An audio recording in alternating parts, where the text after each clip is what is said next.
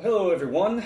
I know that today we finished up our Fun Fact Friday series concerning the Battle of Kings Mountain, but I thought it would only be more than fitting and more than fair, especially for our friends out in Fayetteville, Tennessee, to make a special post about an oft-overlooked patriot from this oft-overlooked battle, the Battle of Kings Mountain, and that would be none other than the messenger of Kings Mountain, Joseph Greer. Now, Joseph Greer was born in 1754, and in that time, as he was growing up, his parents decided to move them to Stanton, Virginia. In that time, of course, which he learns to track, to hunt, to shoot fast and straight. And he also manages to pick up on the dialect and the language of the natives living in that region. This, in turn, would go on to help Joseph Greer because by the year of 1780, he was already a well-established tradesman with the Indians in the Watauga River Valley settlement. Now, at this time, like many of the other backwoodsmen who were living there, they were called upon to go fight at the Battle of Kings Mountain. And following the swift defeat of Patrick Ferguson, John Sevier knew that the wonderful news of Ferguson's defeat needed to be made known to the Continental Congress in Philadelphia. So he decides to send Joseph Greer, who rode many, many miles through brutal conditions of freezing cold and pouring rain, to deliver those news to the men of the Congress. Now, of course, for a man who stood 6.5 feet tall, a fellow who's at this point kind of larger than life, it's only fitting that some of the aspects of his trip have been greatly exaggerated by family, friends, or otherwise. And there is one such exaggeration that comes to us through the story of when he arrives at the Continental Congress.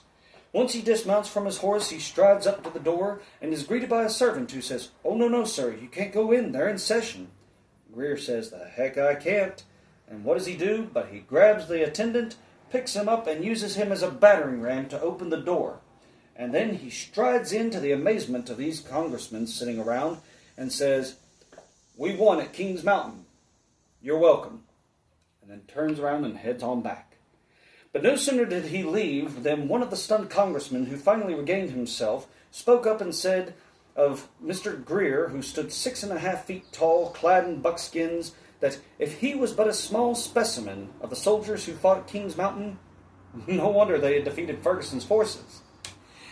But of course, part of that is only true, as we can probably guess that he didn't use a servant as a battering ram.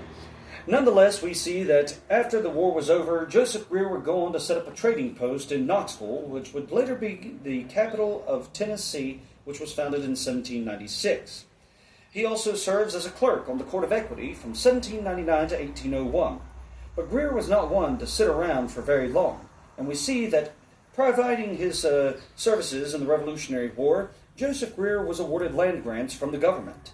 And in 1804, he decides to sell his store and move out to the Cane Creek River Valley area near what is now Petersburg in Lincoln County, Tennessee. In that time, he starts off with his family by building a simple dog trot cabin.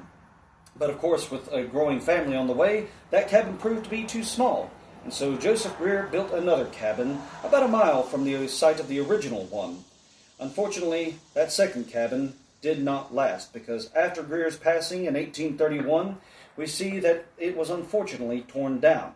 And in fact, the original cabin barely managed to survive throughout all these years. Now, of course, Joseph Greer, as mentioned, passed away from pneumonia in 1831 at the age of 76. But although Mr. Greer has passed on, his legacy and legend still continues to live on to this day. And one of the ways that the good people of Lincoln County, Tennessee have managed to keep his legacy alive is by quite literally going out to the original homestead site and harvesting the logs that remained from his dog trot cabin. Wherein, if you'd like to learn a little bit more about Joseph Greer, and in fact walk the very floorboards that he once did, you can go over to the Camp Blunt Historic Site in present-day Fayetteville, Tennessee, wherein, with part of the original logs from Mr. Greer's cabin, you can go out there and experience what life was not only like on the wild Tennessee frontier, but also what life was like for the messenger of Kings Mountain. Well, folks, I hope you enjoyed this little tidbit of American history here. We want to thank you so much for joining along, especially following along on Facebook and YouTube. But of course, as always, the best support is by coming out to the Crockett Tavern Museum to pay us a visit. And as always, Hours of operation, say it with me, hours of operation and admissions will be listed in a description attached to the video. Until next week, this is Isaac White from the Crockett Tavern Museum here in Morristown, Tennessee, signing off for now and saying goodbye and God bless.